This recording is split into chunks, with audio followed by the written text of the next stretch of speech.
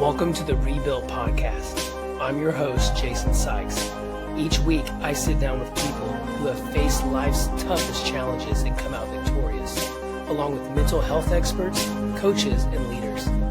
We explore powerful stories of transformation, faith, and practical strategies for building a life of purpose and resilience. This is the Rebuilt Podcast.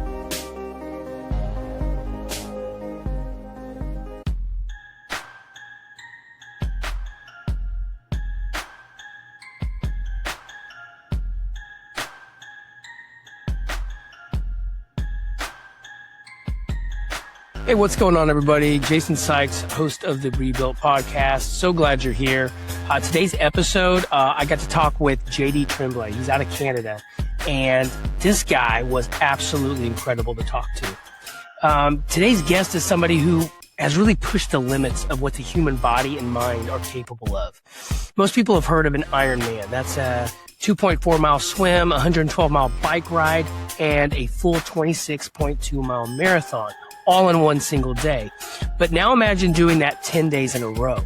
Not on the same course either, or the same city, across the Hawaiian Islands. That means 24 miles of swimming, 1,120 miles of cycling, 262 miles of running, and more than 1,400 total miles, all while traveling between islands with very little time to recover before doing it all again the next day. So it's considered one of the toughest endurance challenges on the planet. And today's guest, JD, is one of 3 people in the world to have completed it. But what fascinates me even more is physical achievement. It's the mindset, the discipline, the ability to keep moving when every part of your body is telling you to stop. So today we're going to hear what it takes to accomplish something that few people on earth have ever done. We'll talk about the preparation, the setbacks, the mental battles, and what the incredible journey taught him about life. So sit back, relax, and let's hear from JD. Hey, JD, thanks so much for being on the show today. I'm super excited to talk with you. Yeah, I'm excited to be on the show as well. Thank you for having me, Jason. Yeah, so JD Tremblay, man, I was telling you earlier, I was just kind of reading over all of the stuff that you've done, and it's a lot, man. You have a really fulfilled life, and the cool thing about that is you are giving back to other people and helping them succeed and lifting them up. And my passions align with you. I just love that, and I'm super excited to get into and kind of get some details of your life and kind of what you're doing now. Man, first off, just some of the stuff that you are into, like you said that you were a military veteran. You did engineering for pretty much all the fields. Tell us kind of about that a little bit. Yeah, I joined the military. I was 17 years old, so just a child. My parents signed for me. So when they told me in the military, well, you signed on the dotted line. Well, not necessarily. It was my parents. So that was kind of my excuse. Yeah. Yeah. But I served for over a decade with the military. And real quick, you live in Canada, was it with the Canadian military? Correct. Yes. Yeah. Okay. Yeah. With the Canadian military. Yeah. Yeah. So we have slingshots, and they removed our rocks so that we would not be, so that we would be more peaceful. In comparison to the American military, it's nothing, right? So, yeah. That's good, man. So tell me about the engineering that you did. I did integrated engineering at the University of Western in Ontario, and it's a unique program that has all the fields into one. And then on your 4th year, then you're allowed to pick some courses to specialize into a certain field or go with a certain way that you would want to take your practice. Uh-huh. So I went into biomedical. Yeah. Biomedical. Yeah. Yeah. So I went with biomedical. Yeah. So that's what I enjoyed. I really enjoyed the human body, the systems, and looking at all of it. It was different, definitely. Going into engineering with younger guys they were all looking at the equations as it was somewhat religious, and they were always looking at it as you need the right answer. But then when I looked at it, all I needed was, are we able to make this system function? Yes or no? That's Right. the way I was looking at it. I'm coming from a background of military where it's more of the practical side rather Mm-hmm. than getting to the answer and following a set system. Because again, as an engineer, we should always challenge these systems. But the difference between a scientist and an engineer is that the uh, engineer is able to use all of that science in order to make some movement Mm-hmm. or create some static in terms of civil engineering. And Yeah. so yeah. Yeah. And so you're talking about your had a passion for the body and anatomy. And so you started doing naturopathic practicing, right? Tell us about that. Yeah, I went to the an institute for to become a naturopath, and then I studied human anatomy and mainly nutrition and how to use the innate ability for the body to heal. And in Hmm. the process, I wanted to test all of this to prove that the systems that we're using are functioning. And then I started doing a lot of ultra endurance triathlon around the world and Yeah. swimming, biking, and running entire countries. That is so cool. And you did something called was it the Epic Deca? Is that how you say it? Yeah, the epic Deca. Deca in Deca. Latin means yeah, which means 10. So that's why it is 10 Ironman in 10 days on 6 different Hawaiian island. That's the Deca for So US. Yeah, give us some detail about that because I'm really interested in hearing about that. for What was that sure. like? Um, the race was amazing. I approached it from the perspective of a veteran. I wanted to get the job done, and then I also used the scientific method to the full extent of its capacity. And then I broke it down into certain systems. So the scientific method, which again, you're an engineer, so you're familiar with it. But for those that don't know or might not remember, you make a plan, then you strategize, and then you create a prototype, and then you test your prototype and then you loop it all the way until the execution. So Uh-huh. for one of well, I knew I wanted to do the Epic Deca, so that was my plan. And then I strategized, so I broke down each component of it completely, such as let's say the bike. The bike was a Yeah. system all of itself.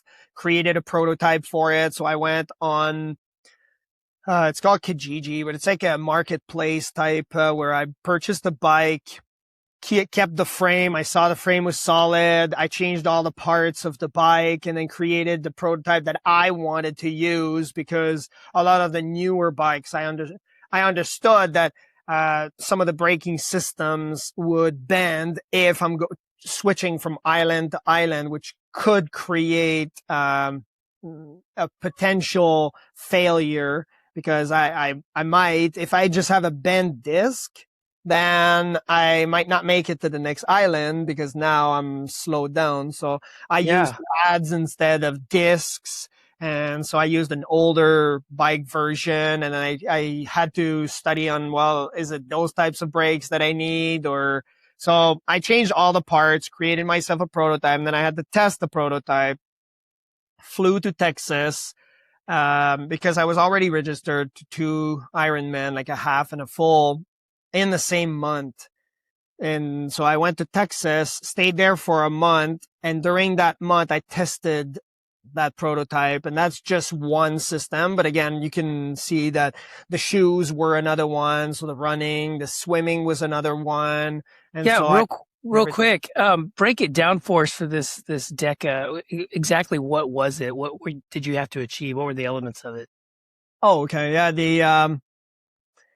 I had to do 10 Ironman in 10 days on 6 different Hawaiian islands. So one Mhm. Ironman, if you're in the States, it's 2.4 miles of swimming, 112 miles of cycling, and then you follow it up with 26.2 miles of running, which is a marathon. Now you time that by 10 because you're doing it on Oh, 6 islands. So you finish one and then you fly to the it's all next island. simultaneously. Oh my Exactly. gosh. All over 10 days. And that's what makes it that there's only 3 people in the world that completed that event. And I'm the only Canadian that finished the So you're the third or the fourth person in the world to do that. There's only 3 people, correct? So you're the Yeah, you're third. right. Yeah. Wow. Yeah, there's only three Man, people in the world that did this event. We were 10 registered, 6 showed up on the start line, and only 3 finished. Correct. Yeah. that Yeah. is impressive. Yeah. But Wow. again, there's nothing special about me. I mean, it's astonishing. I understand. There's nothing special about me. I just followed certain systems and, Sure. yeah. Well, And and by following you had good. a mindset. You had a mindset to finish this too. Tell us kind of the mindset that you had that took that type of resilience. I didn't know what I had at the time. It was more about survival more than anything. It's when I started writing my book and understanding, putting Hmm. pen to paper. That was before AI, just understanding what I had accomplished and trying to make sense of all of it.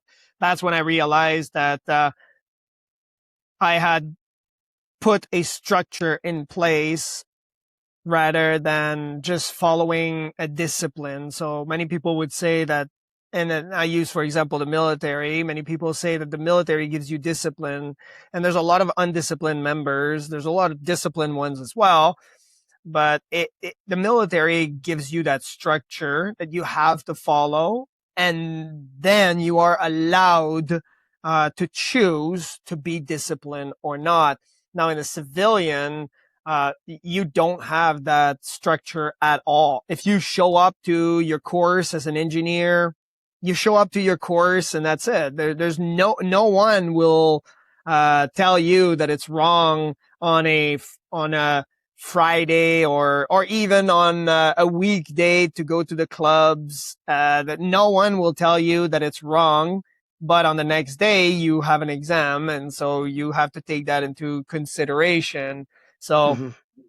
I had to follow that structure and put it in my life if I wanted to finish. And you can see that the other 2 that completed it had that form of structure in their life that gave them that discipline, and then they were able to succeed. Wow. And that's good. What kind of training did you do in anticipation for this? Was this the hardest thing that you have done? Mentally, no. Physically, I would say it's the longest. It's the longest event that I've done, definitely. Hmm. 1,406 miles of swimming, biking, and running around the island. Definitely, it's the longest race, not the most difficult one, but the longest one, definitely, for sure. Especially Okay. on multiple days. Yeah. So, what did your training look like in anticipation? Uh, a lot of well, I had set the foundation for what my values were, and a lot of it was just spending time with my son. So that's, I know it sounds like it's not training, but I was putting a bike on a trainer in front of a TV. And if we were watching a movie together, I'd be cycling in zone 1, just enjoying the movie and spending time with my kid. If we were going and if I had to run, then I would run by myself, or I built a harness with some climbing ropes and with some carabiners and a sled. I put my kid in it. And if he wanted to go for a walk in the mountains, that's fine. But I would carry him at the top of a mountain in snowshoes at minus 30 degrees. And I would just hike mountains and enjoy myself. So really, we shouldn't just look away from, I would say, enjoying ourselves and um, just having steps to build yourself to a higher level. Hmm. And what stood out to me in what you just said was that you made this training your lifestyle, essentially, in your everyday. Um, you made it a habitual practice, but you made it, tailored it to your lifestyle. And so it's always funny when people say, I don't have time to work out, or I don't have time to implement things to achieve my goals. And it's like, well, is that really true? Because we have a lot of time in the day. What are you really doing with your time? You know, and it's like you're multitasking, you're watching a movie with your son and you are training at the same time. You're getting creative with it. And I love that. Yeah, that's what we do at the Hungry Warrior Academy. So we have our pillars and then we have our system, and it's based on the EPIC DECA. So it became an acronym. So the foundation is EPIC, which is eternal restoration. P is for physical temple, I is for identity, and C is for community. Now, when you break all of those down and you're correlating it with what I did for the Epic Deca, C community was my child. That's it. I wanted to be a present dad, and that's what I wanted to see. I was putting myself in the shoes of my son, and I wanted to be and spend time with him. So I included him into what I was building so that he would understand later on in the future what I am building, even if right now he's a teenager. So he might, no matter what I did, he still thinks I'm not cool at all whatsoever. Like, Dad, you're not cool. So yeah. So I built that. And then the I is identity. So you're taking you're taking what you're doing extremely seriously at the point of putting an identity. And that's why we're seeing military members putting their life on the line for people. When you're saying, I am in the military, or I was in the military. You're not saying I was working with the military, or you are in it. You're merged to it. As soon as they give you that uniform, you pass basic training, you're just merged to having this lifestyle. It becomes your lifestyle, like you said. I'm using your terminology, and using the physical temple is definitely part of our foundation. So we are to be physically and mentally active and wired for what life throws at us, depending on the topic that you're tackling. So it's universal for everybody, and having this sense of a higher purpose. So this eternal restoration, to see that you have a connection with something that, or someone that will, for me, I'm a Christian, so I use God, and having this sense of connection, this form of relationship with someone that is able to control all of those variables. Because if we isolate the physical side, I know a lot of people would be able to complete the Epic Deca, just the physical side. If we add the mental component, and we're just isolating systems here, just the physical side, I'd say a lot of people. If we add the mental component, I would say a lot less people are able to. But then now, if we add the eternal part, or this sense of not the variables that you're not able to control in the equation, then this is where it gets complicated. And that's why there's only 3 people in the world that did this, is because you needed the right timing. The weather was okay. I did not have any break. Everything had to be exactly the way it should be. And those are some variables that we will never be able to take control of it and to understand that. So this is just a foundation. Then we have also our systems in place. Yeah. I love that. And the part of, being a Christian, definitely want to spend some time here in a little bit on that. Going back to your program, I want to talk to you a little bit about that. I actually wanted to read something off of your website, which I thought was very profound. You say, many high-performing men experience a silent erosion of capacity, pressure, chronic stress, misaligned habits, and contrast output demand that slowly disconnect them from their strengths, clarity, and calling over time. This can impact how you lead, how you show up for your family, and how you live your life. I thought that was very amazingly put. And just kind of tell me, like, in this program, first off, how did you decide that this is kind of the direction you wanted to go? You felt called to do this, and then kind of give us a overview of if somebody were to sign up for this program, how you help them. Correct. So we have the Hungry Warrior Academy, the DECA system, and that's what we utilize to guide those men. Usually they're not lacking discipline. It's just the direction, and sometimes the systems that are just failing. In essence, they're geared for one track. It's like a F1 racer, and that guy is able to drive the car. But if you're asking him to change all the parts and the mechanics, he wouldn't be able to. So that guy is known to be a driver. That guy is in the driver's seat. We're just there to be his pit stop and the people that are looking at all of the systems in a different perspective. It's good.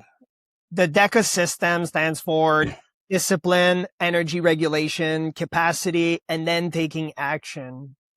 The discipline will build the structure around it so they don't have to worry about it. And since they already have the discipline, then, and we're building the structure, then they'll have some form of direction. The energy regulation, understanding sometimes, you mentioned one part, so I'll touch on it and using what you said.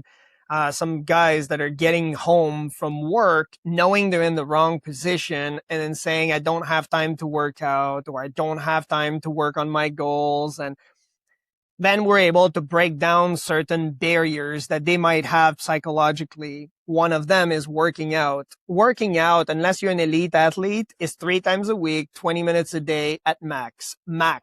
That's it. And then the rest of it in energy regulation is based on how you fuel that system. Yeah. Now, it's not the same type of fuel that I put in my car as we put in an F1 racer.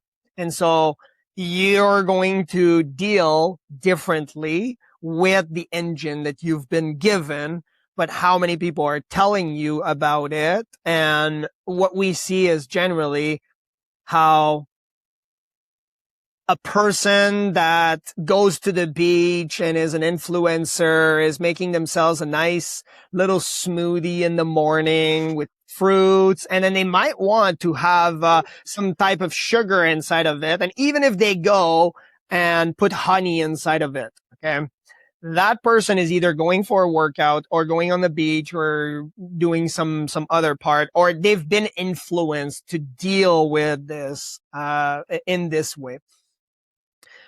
But if all of a sudden we're taking someone who's not going to utilize that energy, which is quick energy, that's what it is. You're just ingesting carbs. When you wake up in the morning, you have high level of cortisol, and then you're spiking your insulin because now you've taken in that honey, you've taken in all of those fruits. So you're eating right for the general population. However, it's not geared towards what your needs are. So then maybe in the morning, eating more proteins and fat might be better.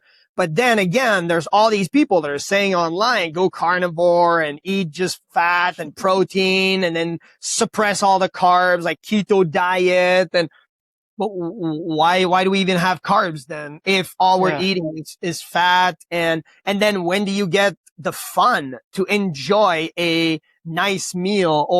And I do eating contests, by the way. Like I eat giant I eat giant burgers sometimes. Like I love it. I love food. Yes. So yes, me too, brother. Yeah. And I ate this burger once. It was you had to sign a waiver, and then the lady comes with a spank, like a big wooden spoon or like spatula. She puts it under the burger. The burger has a patty, is a kilogram of patty, right? And if you don't finish it, she takes the wooden and then she smacks you on the butt in front of everybody. And did you finish it? Oh, I did. You didn't want to get spanked. Well, it was a Montreal Canadian night too, so everybody's showing up with their jersey. The place is completely packed. I signed my waiver. I'm like, yeah, there's no way I'm not finishing this. Hey, JD, are you feeling all right? I'm like, I don't care what it takes. I will finish this burger. But yeah, I did. Yeah, just the patty is like a kilogram. So if you have a healthy way of dealing with food, sometimes understanding that it's not about having discipline as in, being regimented and never eating and not having cheat meals. No, these are not even cheat meals. These are fun meals for me completely. And I'm still competing at the elite level next month. Flying to the island of Malta to race against the best in the world for trail half marathon, and I'm pushing 40. So that gives you Wow. an idea where I stand. So energy regulation needs to be in place with these structures. The capacity, a lot of people are not in the right position at the right time, and they've been geared to think a certain way.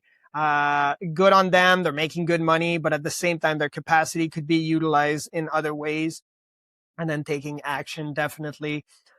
In terms of the programs, we have online programs where the guys would learn the mindset on how to shift that direction. We do have some amazing coach with me. If they choose the one-on-one, then they would get some form of therapy because I'm a certified naturopathic practitioner.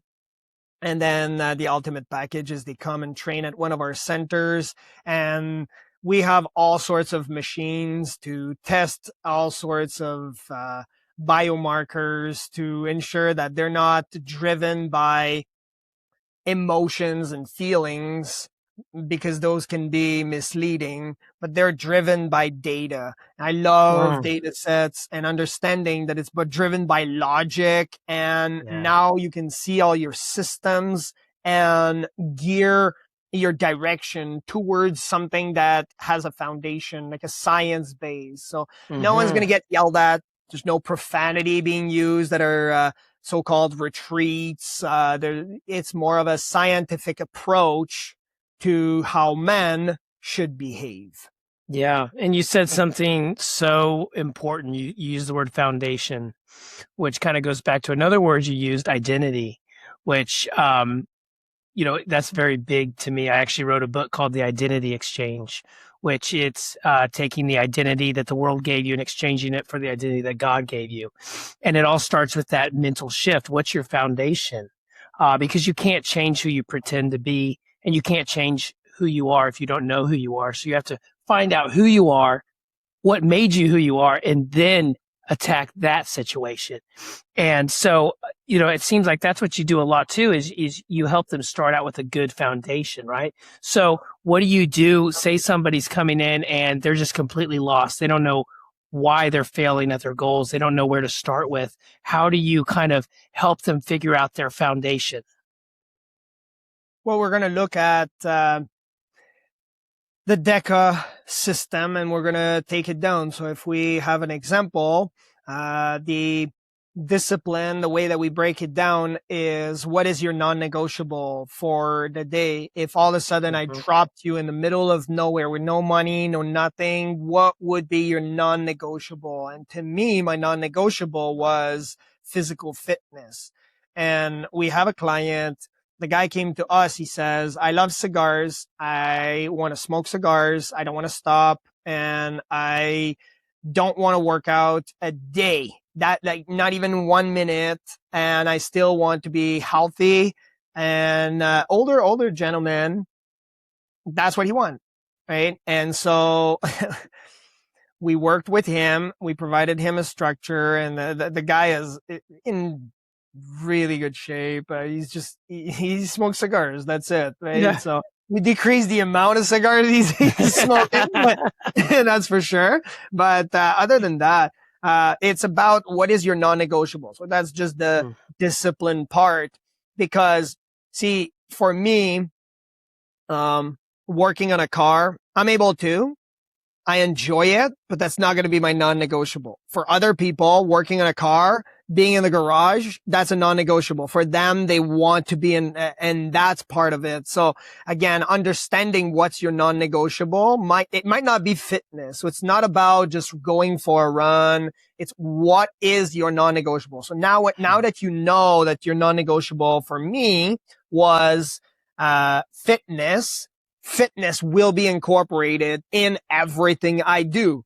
And so doing the epic deca or achieving now creating this structure to base it on something that is physical and it's coming in all humbleness. Okay. Because it took me years to figure this out and I wasted lots and lots of time because my belief was that if I leave the military, I'm not going to have a pension, not going to have some money.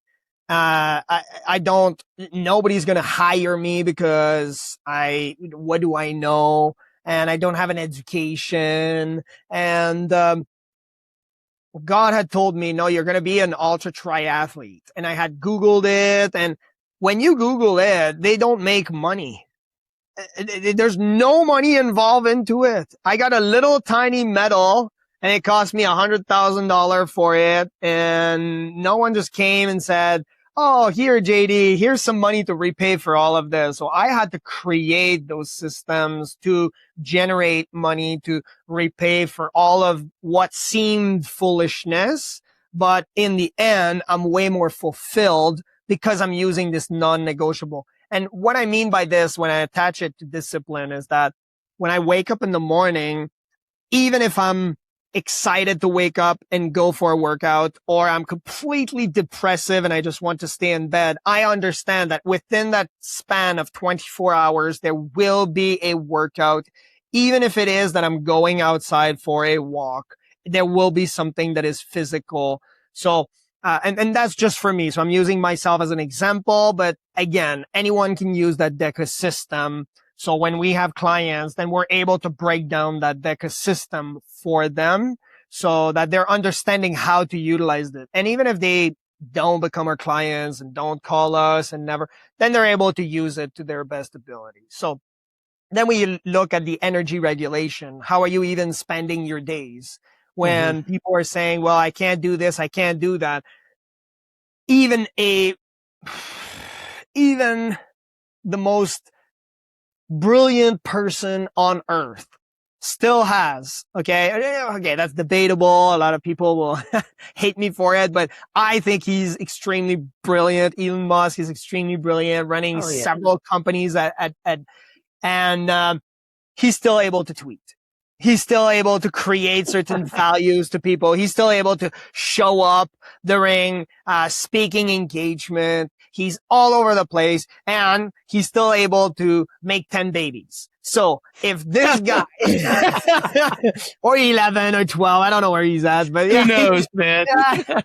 Exactly. X, Y, and Z. Anyway, so, so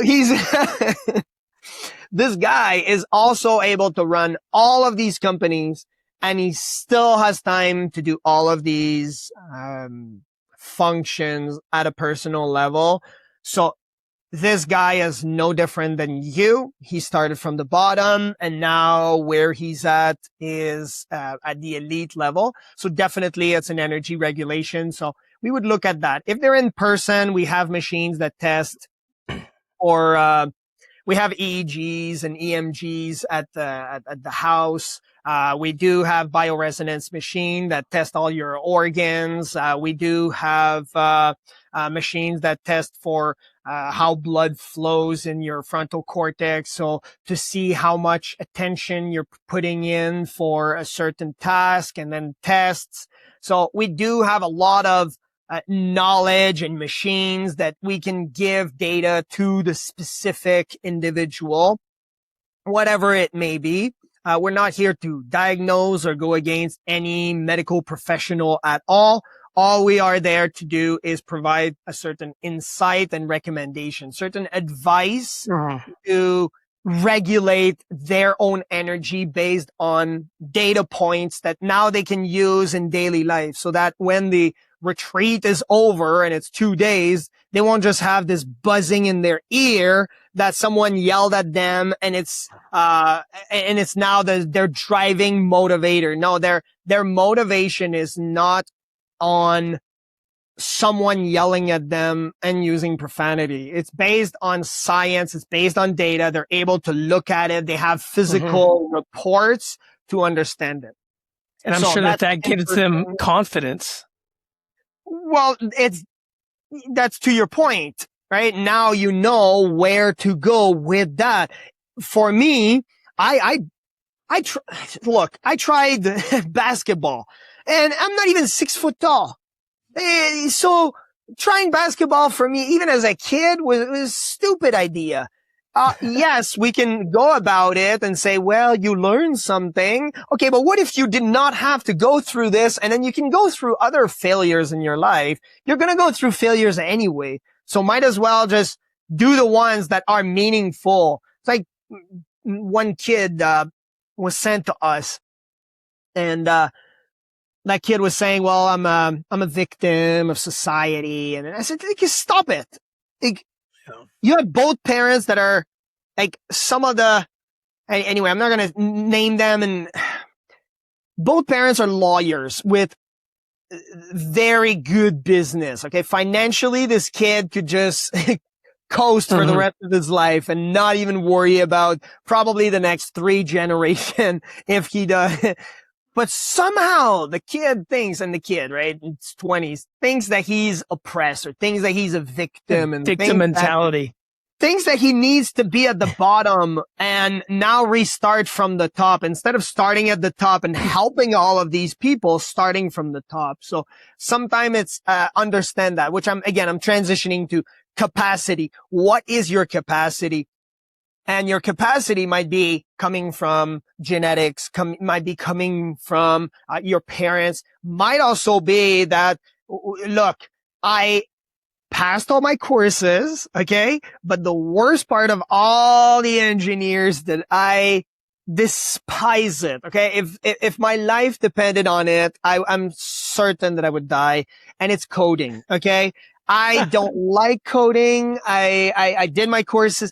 I passed and that was it. Okay. That's the passing grade. I got that. I'm out and that's about it. Okay. Well, now AI will do all for you. So there you go. Right. You didn't even need it, I guess, to begin with. Come on. Thanks, Jason. We're new, right? So the capacity is understanding where you are good at. And many people are going with, well, doctors are making good money, so therefore I should become a doctor. But if you're not good at memorization, if you're not good at staying up late, so there are characteristics that are meant just for a doctor. There are characteristics that are meant for an engineer. And a lot of kids are going into engineering thinking that this is what's going to be solving their problem.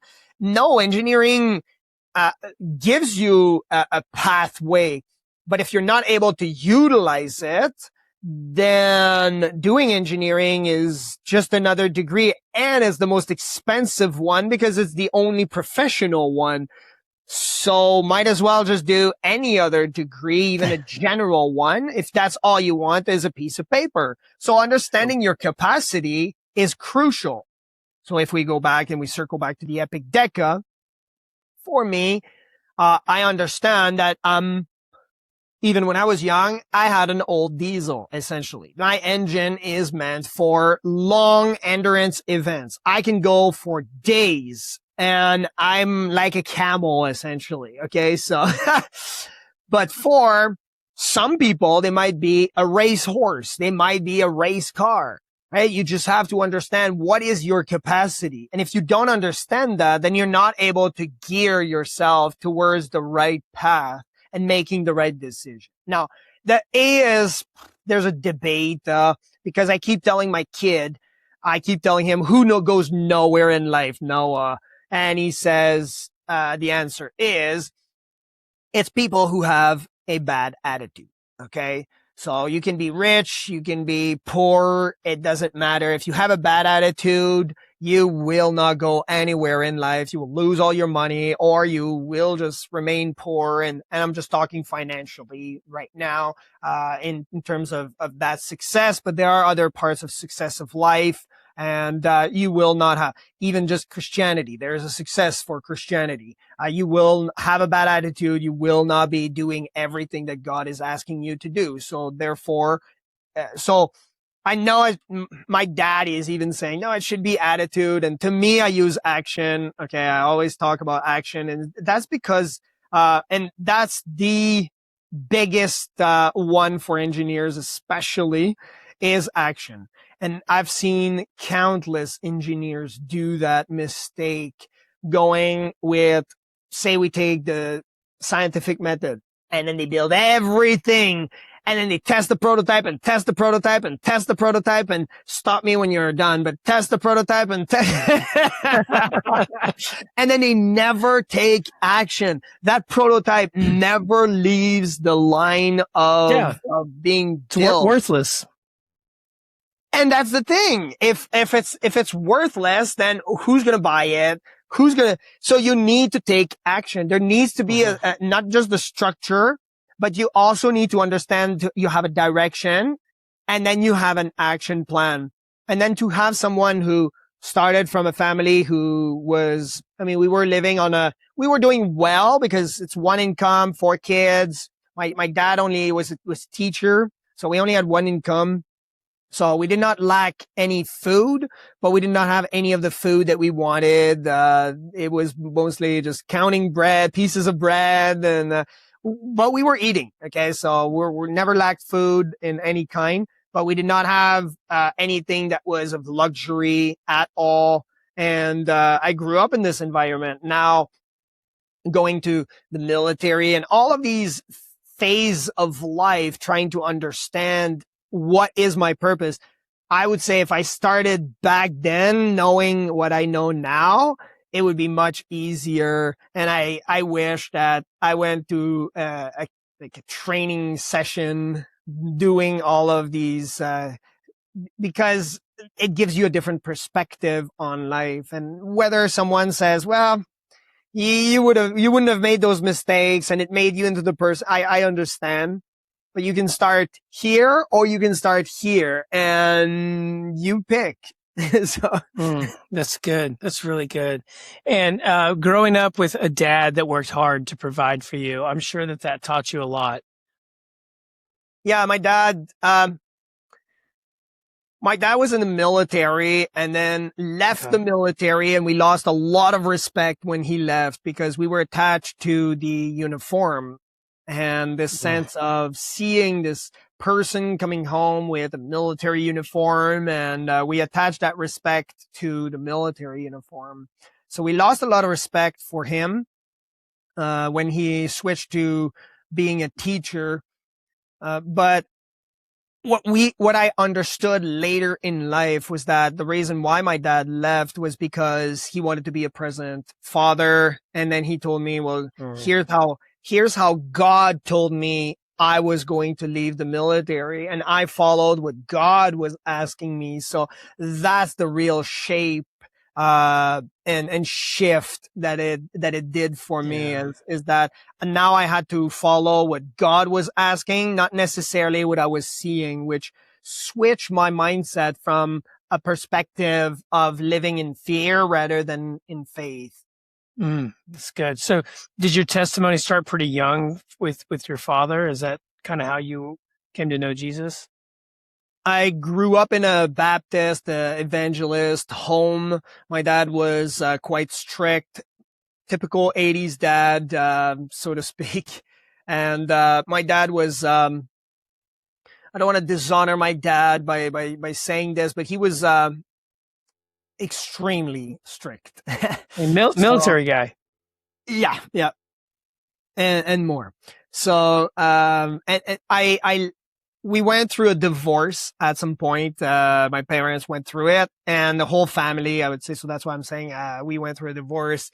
And, that's when at the age of 17, I gravitated towards, leaving the home and went to the military. So, when I was in the military, I was wearing my dog tags, and my dog tags are on the wall now. And it's still showing Christian on it. So for those that don't know, the military dog tags are what you wear around your neck, and if you die, then they break it and they give the person or the hospital and it has all your blood type and everything. It's just to show, well, this person died, and in case of an extreme emergency like a fire or the body is unrecognizable. So military members would wear those, and even on my dog tags, it was written Christian. And I was not serious about my faith. So I did not understand. No one had taken me by the hand and just told me, well, my dad tried to do it, forcing us to go to church and taking part in all of these church activities. But then I went to the military, and although I was saying I was a Christian, there were things in my life that I was doing that were not Christian, that showed that I'm not serious about it, that my identity was definitely not rooted in Jesus Christ. So it's only after the military, when I left, that and I love what God did. He removed everything. It stripped me down completely. I went through a divorce, came home from a military operation, and you can know a little bit about the future of what happened. And my wife was gone, and I had to rebuild everything. So I lost houses, the car, all the bank accounts, like the kid is gone too. So you lose everything. And definitely your job is leaving too at that point. So now you have to rely on something or someone. And at that time, I did not have a great relationship with my dad, or a solid one. So I did not really have anybody to rely on or call upon. I talked to some military guys. I remember my sergeant, went to see him, and I said, look, I'm going through something really difficult. I have difficulty. It's like my head is buzzing. All my muscles are tense. I'm going through something that I've never experienced in my life. And so he said, well, here's $20. There you go. I know some great place that you can go get smash, and then there's this corner of this street, and then you can ask those girls. And then I said, okay, so even though my head is buzzing, I understand. Like, there's another voice in my head that is saying, okay, this is not what I want at all. This is not what I need. I don't need to numb that pain. I need to recreate this. And that's when the root really took hold of the ground, I would say, where the identity was definitely rooted in Jesus Christ. I'm not claiming that I'm perfect. I make mistakes. I am definitely 100% considered a sinner. I fail. And I fail him completely. I see myself as a complete set of failures. But I do obey him to the best of my capabilities. And the important thing, JD, is God doesn't see you that way. When he looks at you, he sees Jesus Christ, because Jesus died for our sins. So we may think of ourselves as that, but God doesn't see us that way. And to be honest, I think you'd agree with me that we don't even have to think of ourselves as that. We can think of ourselves as the way the Father sees us. Yep. And then that's exactly what now we do with eternal restoration. We change that mindset, and that's hence the verse, John 17:14, which was to live in the world, but not of the world. And that's where it all stemmed, because a lot of people were saying, well, what do you accomplish? You're definitely an alien. And I said, well, I'm not. I'm just using different systems, and really having that connection with God place the values before the goals, where a lot of coaches or a lot of individual would say, well, pick a goal, but if you don't have the right values, then your goals are going to be meaningless, because how many kids have we seen go to medical school? And nothing wrong with going to medical school, becoming a doctor. But if you're going through that process to become a doctor and then you're getting swayed in certain areas of your life that you don't want to partake in, then you're going to end up in situations that are contradictory to the values of what you want to portray as a successful doctor or as a successful human being. So choosing your value, and that's why we put in the foundation at the core is the eternal restoration. So definitely having Jesus at the core. For us, I am Christian, so definitely, and we're telling the guys to pick and choose what you want. Definitely, not pick and choose in the sense of opening the Bible and saying, "I don't want that verse. I don't want that verse," in that sense of the idiom, but in the sense of in the proper term, in the sense of picking the set of value that you want and choosing to be a Christian. Yeah, and it goes back to what we were talking about, foundation, right? Your identity is based off of something. And that can be whatever you decide. When it's a foundation on Jesus, I mean, that's your life, right? That is the starting point, right? Well, because see, the way it works is that here's a basic concept that most people are able to do. Don't do it while you're driving on the highway, please. Okay. if you're driving and you look to the right, your body is inclined to turn towards that way. So you're inclined to turn right. Even if you don't want to, your body will shift and it will generate some momentum because now you created some action to look left and by looking or right, and then your body just follows. So similarly, we have neurons, and those neurons are called mirror neurons, and those mirror neurons are meant and designed to mimic or mirror the what other people are doing. So if, for instance, we look online and we see guys that are not having the same values of us, they're choosing to have the lifestyle of having multiple cars and multiple partners, and then our body, even if we're trying to tell our system, that's not what I want, your system is already geared towards going towards it, even though you don't want to. And that's because you're looking at it. So if you're looking to the left, all of a sudden your body shifts and goes towards the left. So adding more of Jesus in your life, you're looking at this ultimate goal. Now, we're not asking anyone to sell their entire company and that's up to God.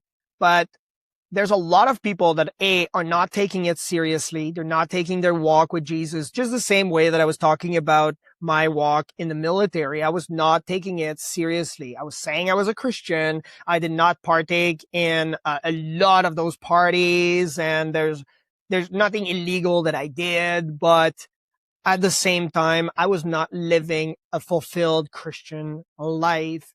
So there's the seriousness behind it that people have to essentially drive. And that sometimes is not well explained, and they don't have these action steps to take, even in churches. And because a lot of the pastors, they don't have they meet a lot of people, they studied the Bible, and it's all well. But sometimes if you're not able to resonate with the person, so resonance is a frequency, well, you know, but for all the other people that are listening, so there are frequencies, but if it's just a frequency, and there's lots and lots of frequencies out there, but if you don't have the right receiver to pick up that frequency, then you will not cap not only the signal, but the signal generates some form of message. What is that message? And then if you're not able to have that radio in to cap that frequency and that signal, and you don't have someone that is able to essentially decipher that message and provide it to you so that you can take action, then that's where you have a problem. And so some pastors are great. There's a lot of great, wonderful people on the pulpit, and I don't have a problem with it. There's just a lot that are false prophets. I totally get that. But there are some people that are just not trained to provide some scientific data behind it. And science is tightly close to religion anyway. Most of the researchers, part of history, are known to be either Christian or they were atheists trying to disprove Christianity and then figured out that Christianity is the way to go. So what it does to you by picking that system of Christianity is that now you are looking in one direction. Now, it might be to the right, doesn't matter, but as soon as you're looking to the right, it recalibrates your system automatically, because now you have this essentially this conscience that you want to be recalibrated with the purest of all frequencies, which is love. And the purest love is through Jesus Christ, because he says that there's no greater love than to die for others, and that's what he did for our sins. He died for our sins. So that's the greatest love, hence the greatest frequency, hence Jesus is, and he even says, I'm the way, the truth, and the life, and no one comes to the Father but through me. So again, it just goes to show how to recalibrate your system. And then the amazing part for me is that everything that we're seeing in the world right now should give you peace. Like every war, everything that is happening, all the government, that you're on the right, that you're on the left, it doesn't matter, because Jesus, or God, talks about it in the Bible, right? He raises kings and brings them down. So he's the one that is still in charge. He's the King of Kings. So again, that should give you peace. Whomever is going to be in charge, there will be free will for the rest of life. There's going to be the will of God, which is the ultimate will of God, which should give you peace, that everything that is happening in the world is for a reason. You should have or be able to see the second will of God, which is the purpose for everybody's life. Everybody has the ability to accept Jesus Christ in their heart, and you are to make babies, and you are to propagate his message of the good news. That's about it. That's the entire. If you were looking for a purpose of life for everybody, now that's for every human being, and we just choose to disobey to one or the other, or people think that because they're going to stop using hairspray, they're going to save the planet. No, it's written in the Bible. This world's going to pass, and that's about it, right? So, so that should give you peace. And then the only way that we can somewhat tweak it, because there is a misalignment with a lot of people's perspective, and that's where we work with the purpose, is the final free will of God, which is, what is the will of God for your life? What is it? And so that you are an electrician or that you are the CEO of a large company is irrelevant to God. There is a will of your life, and you are allowed to choose it. Somewhat in the book, The Alchemist, when you're looking at the book, not a Christian book, but it's a guy had some sheeps, and then he had a strong pull, and he sold some sheeps and then went to follow his destiny, essentially, right? I'm ruining the book for you. There's more to it. Read the book if you want, but that's pretty much the concept behind it. It helps you understand that you have a will, and you might be suffocating that will for your life. Hence, the numbing part comes in, where a lot of guys are now suffering from porn addictions, which are behavioral addictions. They're suffering from gambling or overspending or even underspending. Or it goes into the illegal side as well, where illegal drugs or abuse, even in terms of alcohol or something, because they're numbing that will that is in their life. So we're seeing a lot of guys that are operating at the highest level, but eventually they're decreasing in capacity and capabilities because all they're doing is essentially just numbing that part of their life, because God has called them to live a certain way, which is that will, which is the only one we can change, because the other two at the top, we can't. Right. Well, and one thing I wanted to mention, whether someone is a Calvinist or an Arminianist, for those who don't know terms of theology, whether you believe in divine intervention, whether you believe in divine purpose, it doesn't really matter at the end, because like you said, well, what I want to touch on is we know how the story ends. God is king above kings, right? We know how the story ends is he is victorious in the end. Well, he does defeat the enemy. The biggest problem I have with that, okay, is that a lot of Christians are fighting against themselves. And to be fair, we have received more hate. Okay, we've received more money from non-Christian individuals than Christian individuals for the exact same reason that you're talking about. We have received more hate from Christians than non-Christians. We've received, and why is that? And that's because people have pride. So when you're looking at your neighbor, that's what Jesus was calling you to love. Not just the people that are on the complete other end of the world. They were talking about your literal neighbor. We're seeing churches that are Baptist Pentecostal. They hate each other. Why?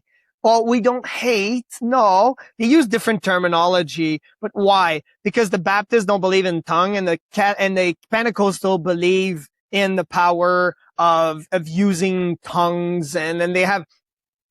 So the way I can place it, okay, there are, and it was in AGW.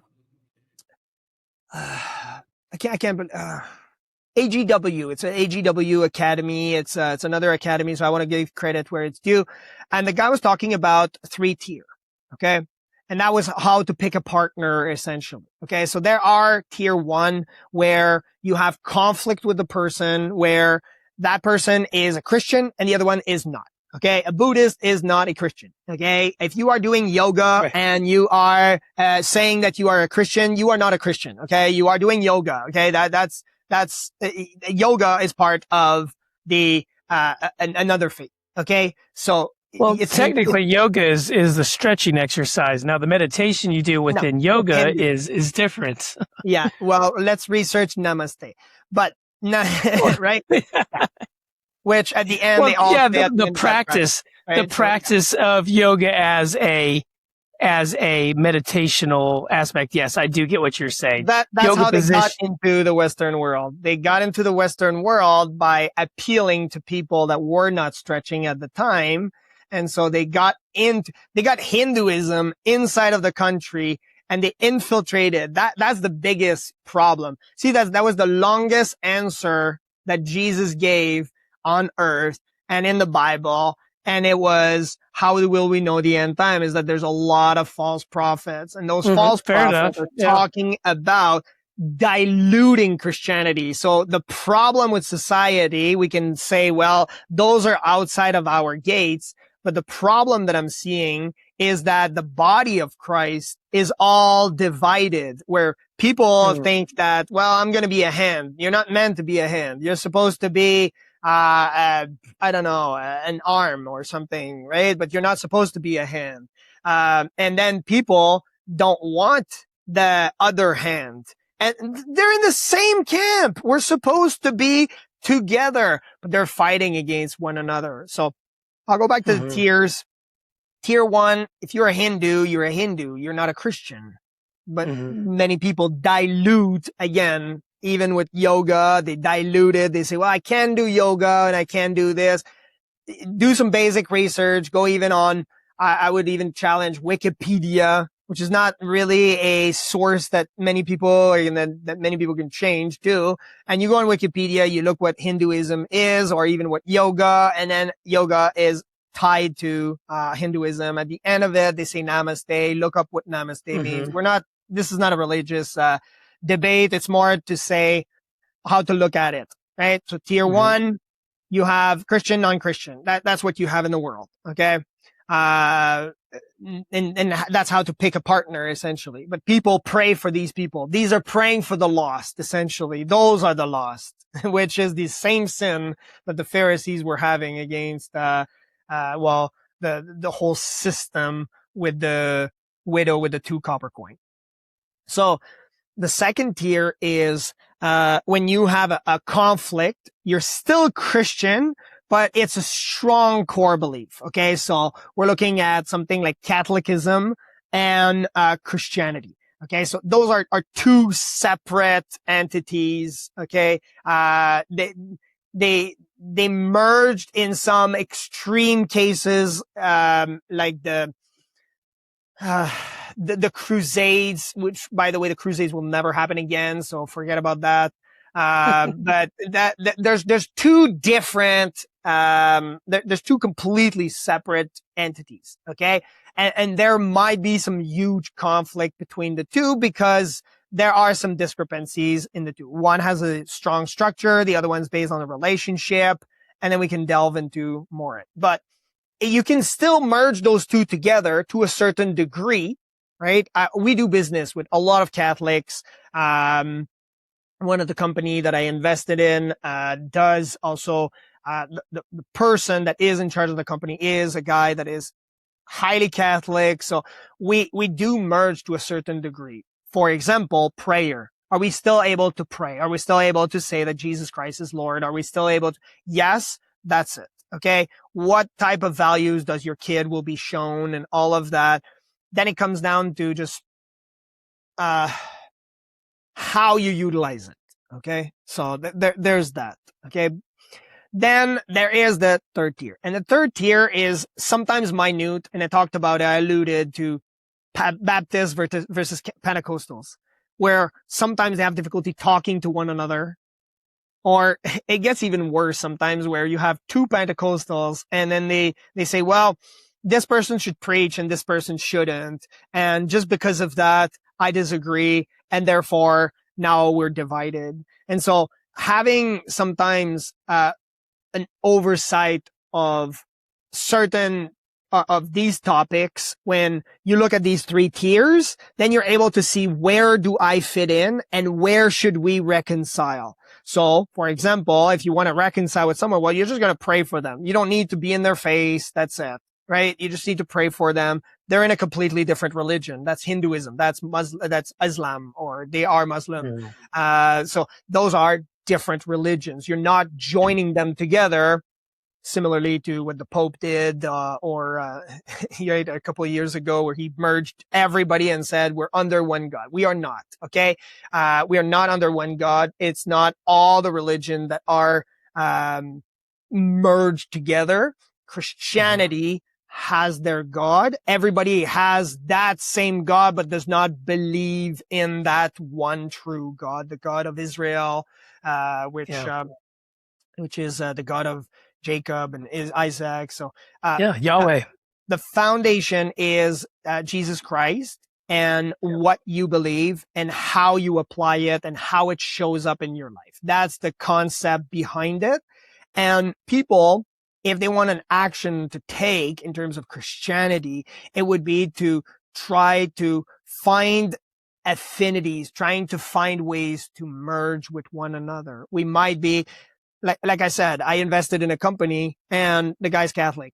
So there's no, I'm not going to teach him how to raise his kids. If his kids come and talk to me about Jesus Christ, he already knows. He already knows that I share a different perspective, but that's my perspective. So we're still able to join forces to some degree. And that's what people should look at, is creating and recreating those communities, because that's how you conquer people, is by dividing them. And we should be more in line and having more community rather than just nitpicking on everything about the Bible and saying, well, I don't believe this verse is accurate. Therefore, no, a woman is preaching. And there are some people that say, well, women should not preach. How about you just leave? That's it. How about you just go to another church, right? During that particular moment. She wants to be called a pastor. You don't believe in it. That's it. Just don't call her pastor. Like, why does it have to be such a huge deal in essence? The huge deal is sometimes not in the large part, but it's oftentimes in the little things, and then people just blow them out of proportion and then just remove themselves completely from the faith. Because sometimes you might be impacting another person in the community, which now just reverberates on all the other communities. And then, which is sad for the body of Christ, because we should all be together. We should be under one God, and we should understand that Jesus is King. That's right. One of the tools of the enemy is division, and he is very successful in today's generation with that. So yeah, you're definitely right. Well, hey, real quick, I wanted to touch on your book, Hunger. It's called what? Hunger for More in Life, correct? For More in Life, yeah. So real quick, I obviously want to be respectful of your time, but wrapping it up here, I wanted to ask kind of what made you want to write the book, and briefly, kind of what is it about? I did not even know what I had just accomplished, the Epic Deca. So I put it pen to paper. I started writing it, and then I said that would be a phenomenal tool for people to be able to utilize it. And so it gives a lot of ways to approach mental struggles and how to overcome them. I use practical tools. I use mostly science. There's nothing about thinking positive. Everything's going to be positive. It's more about how to utilize the neuroendocrine system to better your performance. And I use it at a pragmatic level. So there's no there's no misunderstanding, so to speak, right? Like everybody is able to understand it, that you are educated or not. I break it down. What is the nervous system? What is the endocrine system? And then I teach people how to use it, because you don't need the majority of people. Okay. The majority of people, we do this, but the majority of people don't need to know what is their accurate testosterone level at a given time, or what is their sugar level. What they need to know is the basic: how do I use sugar? How do I use salt? Should I cut it from my life? How should I use my system? And so that's what the book is about. And it's about the Epic Deca also, while not just the advice and the tools, but also the story behind it and how I utilize these tools to get to be an Epic Deca finisher. That's awesome, man. Well, I am excited. I'm gonna get a copy of that. I'm anxious to read that, man. Maybe we'll have to exchange books. For sure. But so yeah, last thing I want to ask. You kind of mentioned that you're going to be doing a race here pretty soon. Other than that, what's next for you and coming up? We have a couple of speaking engagements. We have also a cohort starting very soon, online sessions with one of our coach. So that's what we have in the making. And we're also having some philanthropic work in 5 different countries around the world, providing for thousands of children. So we're juggling all of that at the same time. That's awesome, man. Well, hey, JD, this has been a great conversation, man. I really appreciate you. I love the fact that your passion is just amazing, man. I love that you want to help people. You use an experience that you had, and you want to help other people achieve better through your own experience. And I really appreciate you. All right. Well, thanks. Thanks for having me, Jason.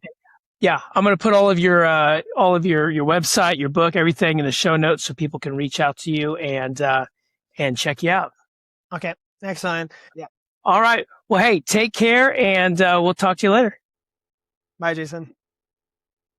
Hey, everybody. Thank you so much for listening today. I hope you enjoyed today's guest. And I just wanted to say that if this has made you think, if this has sparked something in you, maybe about your purpose or your relationship with God, I just want to encourage you to not let that moment pass. If you're ready to take that next step and connect with me personally, you can reach out to me through my email, which is jason@rebuiltlifecoach.com, or you can go to my website at www.rebuiltlifecoach.com. rebuiltlifecoach.com.